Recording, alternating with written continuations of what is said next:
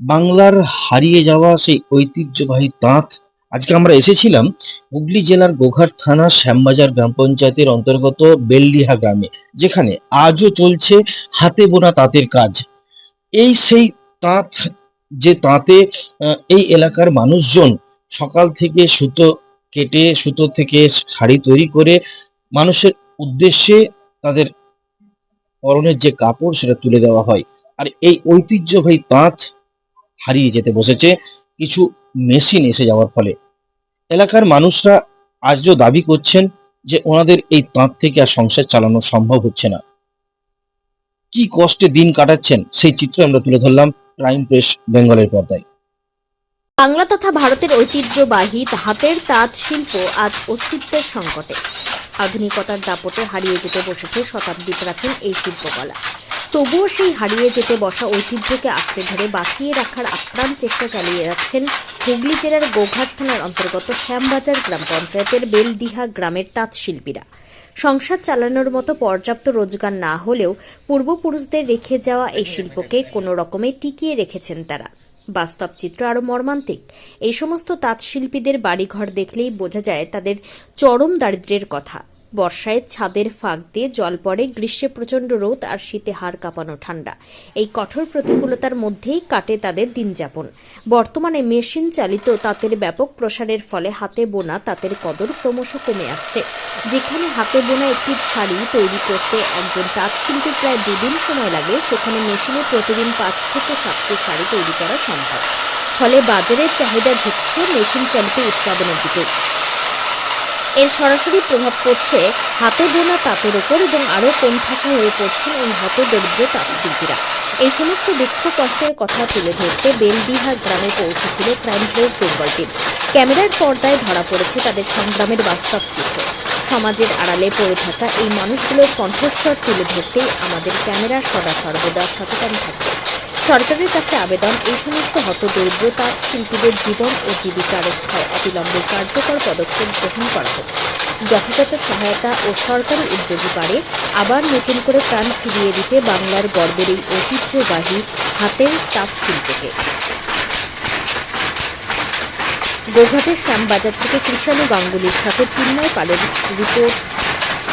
গোঘাটের শ্যামবাজার থেকে কৃষাণু গাঙ্গুলির সাথে চিন্ময় পালের রিপোর্ট, প্রাইম প্রেস বেঙ্গল নিউজের বিশেষ প্রতিবেদন।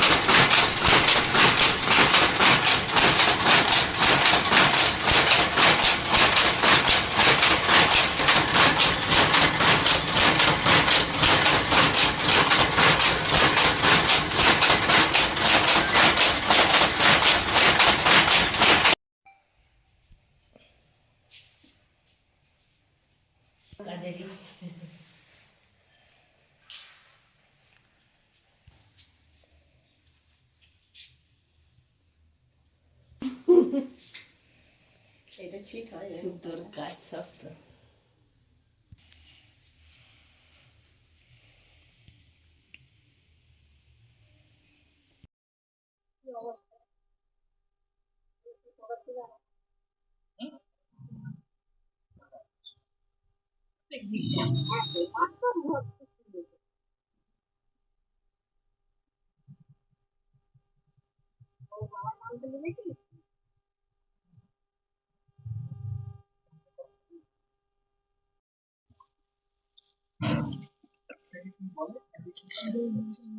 এটাকে লুলি বলা হয়।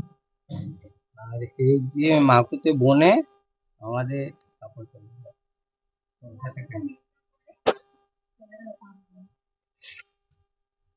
ছেলেরা তাঁত বোনে আর মেয়েরা ওইটা করে, দড়িটা পাকায়, নাহলে ছেলেরা কখন কাজ।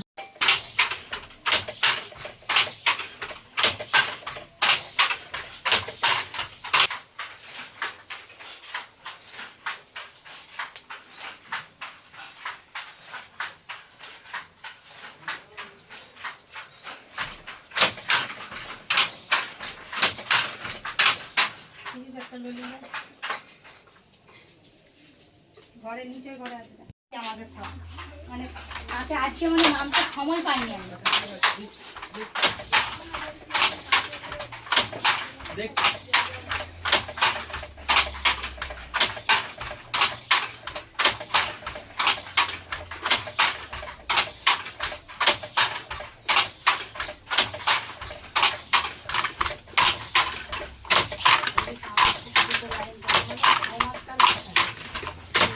চলেনি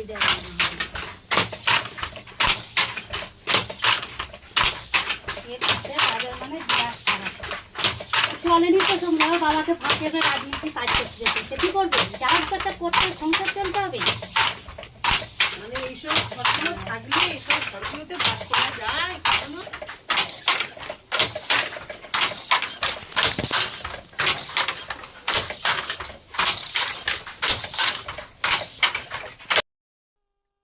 বাংলার সেই যে ঐতিহ্যবাহী তাঁত, আজও আপনারা প্রায় 40-45 বছর ধরে তাঁত বুনে আসছেন।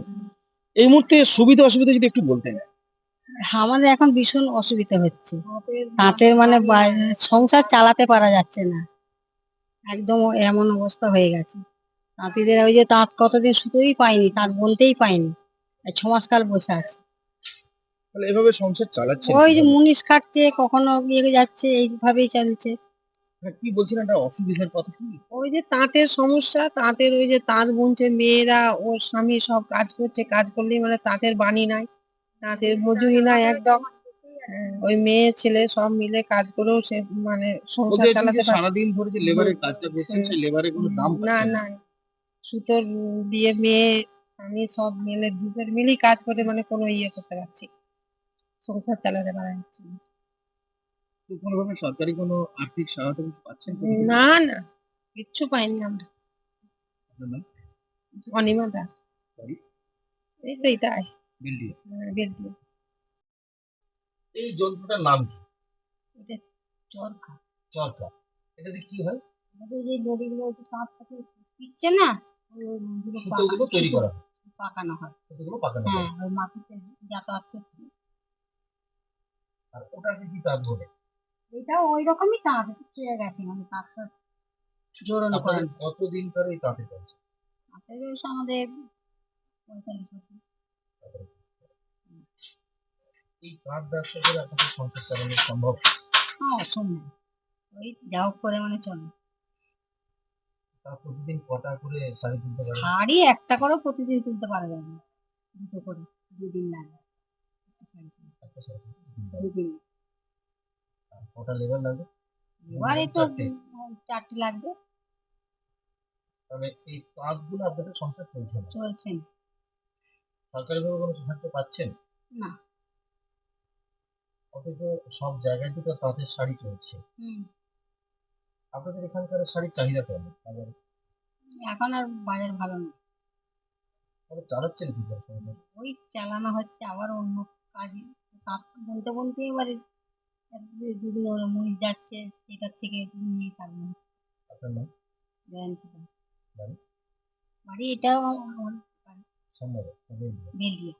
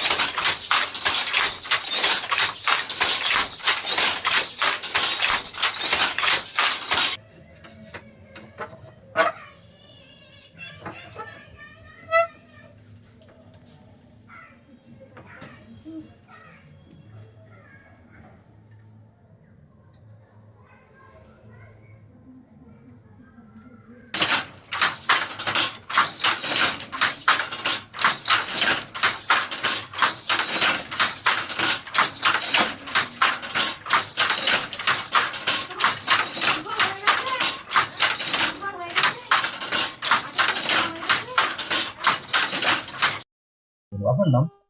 আমার নাম বলরাম দাস। তো এই তাঁত যে কাজ করছেন এটা কতদিন যাবত করছেন? এটা আমি তো, আমার বয়স হচ্ছে 57 বছর। আমি প্রায় 10-12 বছর বয়স থেকে এই কাজ বুনছি। প্রায় 40-45 বছর ধরে হ্যাঁ হ্যাঁ হ্যাঁ, হ্যাঁ। এই তাঁত ব্যবসা করে কি আপনাদের সংসার চলছে? না না না, সংসার চলে না, ওই যা হোক দুমুঠো দুবেলা তাও খেতে ভালোভাবে পাওয়া যায় না। এই তো বাড়ির অবস্থা সব। হ্যাঁ, যদি সংসার চালাতে পারে তো বাড়ি থাকতাম তো। সরকারিভাবে কোনো সাহায্য? সরকারের ভাবে সাহায্য পাই না। কটা করে প্রতিদিন শাড়ি তুলতে পারেন? শাড়ি 2 দিন 3 দিন লেগে যায়। কি কি শাড়ি হয়? এটা এখন এই সিল্কের শাড়ি বোনা হচ্ছে। এমনি সুতোর শাড়ি আগে বুনতাম, সুতোর শাড়ি আর চলে না, সেই জন্য এখন সিল্কের চলছে, সিল্কের বোনা হচ্ছে। আবার সিল্কের শাড়িও বলছে চলবে না, বন্ধ হয়ে যাবে, তাহলে এবারে লেবার খাটতে হবে। এটা কি মেশিন এসে যাওয়ার ফলে আপনাদের এই দুরবস্থা হচ্ছে? হ্যাঁ হ্যাঁ হ্যাঁ, মেশিন আসার জন্য এবারে পালুম বেরিয়ে যাওয়ার জন্য এবার সেখানে তো দৈনিক 10টা 12টা 15টা করে শাড়ি তুলে দিচ্ছে, আর আমাদের হাতে তো সেটা আমরা পাচ্ছি না, সেই জন্য সেখানে শাড়ির দাম কম হয়ে যাচ্ছে, আর আমাদের শাড়ির দাম বেশি পড়ে যাওয়ার জন্য আমাদের শাড়ি আর চলছে না। কিন্তু তুলনামূলক কোয়ালিটি তো হাতের তাঁতের অনেক বেশি। বেশি সেটা তো আমরা বলতে পারবো না, আমরা প্রোডাকশন তৈরি করে দিচ্ছি, এবারে আমাদের মহাজন আছে এই দিয়ে তো দিচ্ছি। ভারতবর্ষের ঐতিহ্যটা এই হাতে বোনা তাঁত, তো সেই ঐতিহ্য আস্তে আস্তে হারিয়ে যাচ্ছে, তাই তো? হ্যাঁ হ্যাঁ। সরকারি যে আপনারা সুতো কাটছেন, এখন সরকারি সুতো কেটে এই যে হুম। আপনার তাঁত বলছেন, হুম। এই ঐতিহ্য তো হারিয়ে যাবে, কি মনে করছেন? মনে আমরা আর কি করব, আমরা তো উৎপাদন করছি, উৎপাদন করে যারা তার মানে মজুরি সেরকম পায় না, হ্যাঁ ব্যবসাদাররা তো সব পেয়ে আপনারা এই যাচ্ছে। তাঁত তৈরি করে শাড়ি তৈরি করে কোথায় বিক্রি করেন? আমরা মহাজনদের দিয়ে দিই। আমরা লোকালে না অন্য কোথাও? না না, লোকালেই দিয়ে দিই, আমাদের সুতো দেয়, আমরা সেই সুতো বুনে তাদেরকে মাল পৌঁছে দেয়। আপনার নাম? আমার নাম বলরাম দাস। আপনি নিজে একজন মহিলা এবং তা সত্ত্বেও আপনি এই তাঁতের কাজে জড়িত, কতদিন ধরে কাজ করছেন? আমি বিয়ের পর থেকে এই কাজটা করছি, বা মানে সংসারের অসুবিধে তো কি করব, দুজনে মিলে না করলে অসুবিধে। ওর বাবা একাই বুনতো, এখন এবারে ওর সংসারে অসুবিধে হচ্ছে বলে দুজনে মিলে করি, তাও সংসার চলছে না, মানে এমন অবস্থায়। যদি সরকারের কাছে আবেদন কিছু রাখেন? হ্যাঁ, এতে তো সংসার চলছে না আমাদের, এতে যদি সরকার কিছু আমাদেরকে আবেদন করে, কিছু দেয়, সাহায্য করে, তাহলে আমাদের সংসারটা ঝাঁক করে চলে, মানে পেট তো চলছেই না। হ্যাঁ, এত কষ্ট করেও মানে পেট চলছে না, আর সবাই মিলে খেটেও মানে কিচ্ছুই মানে সংসারে অসুবিধা হচ্ছে এত। হ্যাঁ, সরকার যদি কিছু আমাদের সাহায্য করে, কিছু আবেদন করে, তাহলে আমরা একটু উপকার হয় আমাদের।